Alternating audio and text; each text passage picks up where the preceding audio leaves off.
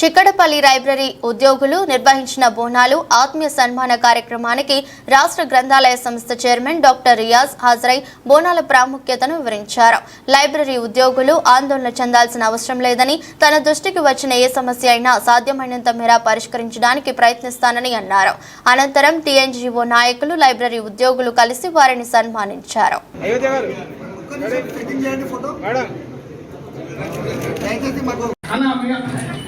వేదికపైకి రావాల్సిందిగా కోరుతున్నామన్నా.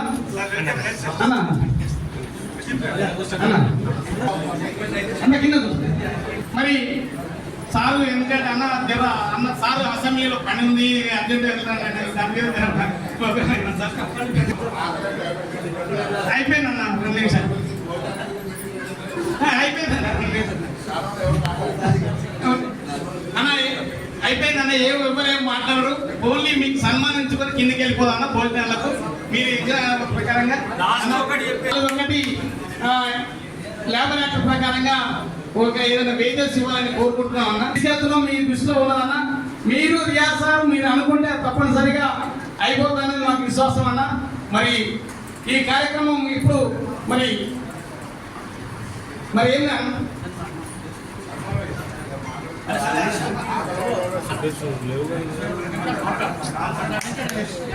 చైర్మన్ గారు డాక్టర్ రియాజ్ గారు కార్యక్రమంకి మమ్మల్ని ఆహ్వానించేందుకు ముందుగా అదేవిధంగా మనమంతా ఈ వేదిక మీద ఎన్నోసార్లు మాట్లాడుకున్న విషయాలే అవి రిపీట్. మరి తెలంగాణ పౌర గ్రంథాలయ శాఖ రాష్ట్ర అధ్యక్షులు మరి ప్రాతినిధ్యం వహిస్తున్న దేవేంద్ర గారు, రామూర్తి నాయుడు గారు, అలాగే గత చైర్మన్స్, గౌరవనీయుల సభ్యులందరూ కూడా నేను ఈరోజు మనం ప్రయత్నం చేస్తాను. మిత్రులను మీకు బాగా తెలుసు, బోనం అంటే భోజనం. ప్రకృతి నాగేటి చాలల్లా స్వేద బిందువులతో ఏ రైతులైతే కష్టాన్ని చేస్తూ ఉంటారో ఆ ప్రకృతి వర్షం రూపంలో మనం పరిగణించినప్పుడు ప్రకృతికి మనం స్వాగతం చెప్పే క్రమంలో మనకున్న 7 అక్కజల్లలతో కూడుకున్న ప్రకృతి దేవతలను మనం ఆరాధిస్తాము. బోనాలు ఒక అద్భుతమైన ప్రపంచం.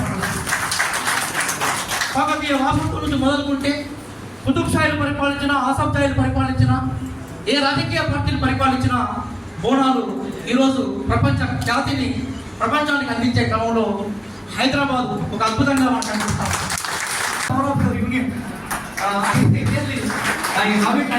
మనకు చైతన్యం ఉండాలి.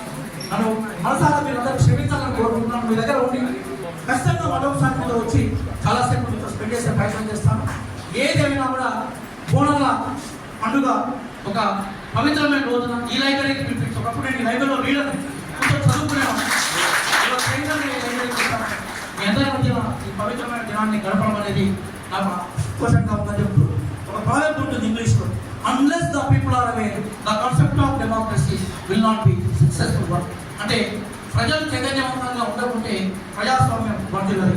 ఆ ప్రజలు చైతన్యం చేసే పుస్తకాలు, ఆ పుస్తకాల విలేగానే గ్రంథాలయాలు, ఆ గ్రంథాలయ పాలకులుగా ఇంకా ఎంప్లాయీస్ వస్తే మనం ఒక్కసారి సిద్ధంగా కోరుకుంటే